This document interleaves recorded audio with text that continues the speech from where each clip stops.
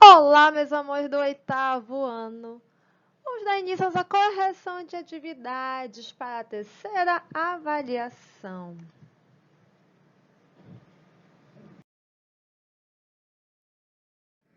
Essas atividades são aquelas que eu entreguei para vocês, que eu disse que eram para repassar e realizar no caderno para validar o quê?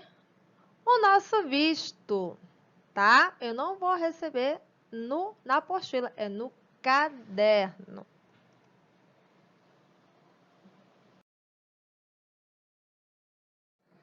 Então vamos lá. Falando sobre o teatro renascentista, quais foram as mudanças que ocorreram durante a passagem do teatro medieval para o teatro renascentista? Lembro que durante o teatro medieval, quem predominava era a igreja. Então, tudo era voltado para as diretrizes da igreja. Então, teatro, dança, literatura, pintura, e tudo era a igreja que comandava. Quando vem o teatro renascentista, aí muda a figura, né? O teatro ele passa a ser o quê? Mais popular, né? Ele tem o quê? Ele tem um caráter mais cômico e burlesco e ele passa a explorar vários temas, tá? Essas são as mudanças. Segunda, cite os autores e suas obras de acordo com a região europeia. Então, já que estamos falando do teatro renascentista, ele percorreu um pouco por alguns países da Europa. Entre eles surgiram alguns autores e obras que ficaram suas obras mais conhecidas. Na Itália, nós temos o Nicolau Maquiavel, com Mandrácora. Nós temos na Inglaterra William Shakespeare, né? Lá de Hamlet, Macbeth e Julieta e Romeu e Julieta, gente, tá?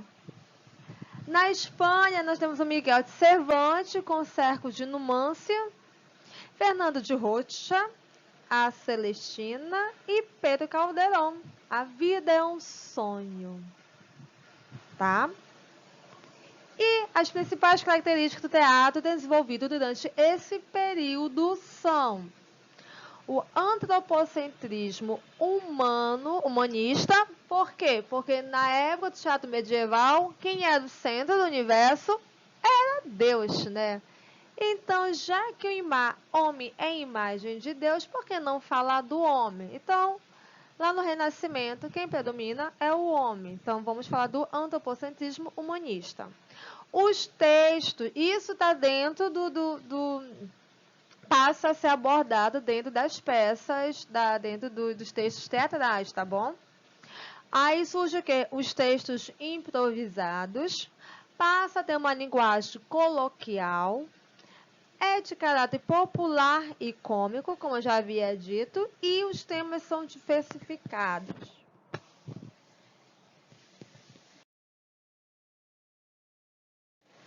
Então, nesse período, existem dois que são os mais relevantes, assim, que é a comédia dell'arte e também o teatro elisabetano. Então, vamos para algumas principais características de cada um. Na comédia dell'arte, ele tem o caráter popular, ele é itinerante. Tia, o que é itinerante? Eu esqueci. São grupos de teatro que eles não têm um lugar fixo. Lembra daquela imagenzinha da carroça que eles desmontavam, eles moravam naquela carroça e eles desmontavam e aquela carroça passava a virar o quê? O palco deles.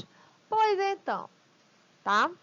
Ele se apresentava em lugares públicos, praças, aonde desse ele estava ali se apresentando. Os figurinos eram bastante coloridos e a identificação dos personagens passaram a ter as máscaras, lembra? Pierrot, o Doutore. Eles têm uma máscara específica, exceto os enamorados. São os únicos personagens que não têm máscara. Mas o resto tudo tem, tá? E os temas não possuíam caráter religioso, né? por isso que... E isso também, lembra que eu falo que ele vem lá da época dos Man Babies, que os Man Babies não tinham, eles também eram itinerantes, por quê? Porque a igreja perseguiam eles, né? Então, é influência dessa galera aí atrás, tá? E o teatro elisabetano, ele já tinha um caráter misto, onde a realeza e o povo poderiam assistir às peças, sendo que o povo ficava ali ao redor do palco, sempre no chão, e a realeza ficava ali nas arquibancadas, tá? Que seriam os camarotes. Minto, não é arquibancada, são camarotes, tá bom? Tinha os locais fechados, por quê? Porque eles passaram o quê? A ter os seus próprios teatros, tá? Houve o quê? A profissionalização do teatro, então as pessoas passaram a ter os seus próprios profissionais. Aí que surge o quê? Os elementos, que a gente vai falar daqui a pouco, tá? Os papéis femininos eram representados por rapazes.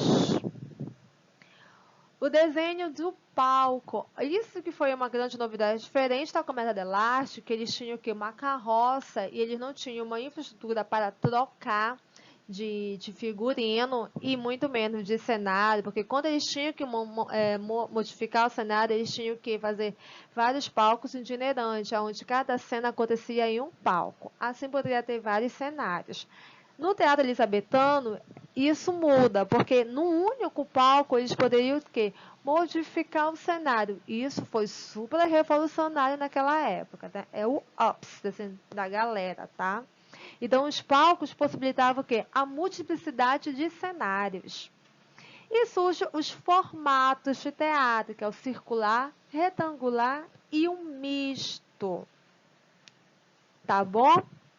Então, essa é a nossa primeira parte da nossa revisão. Daqui a pouco eu volto com o quê? Com a segunda. Beijos.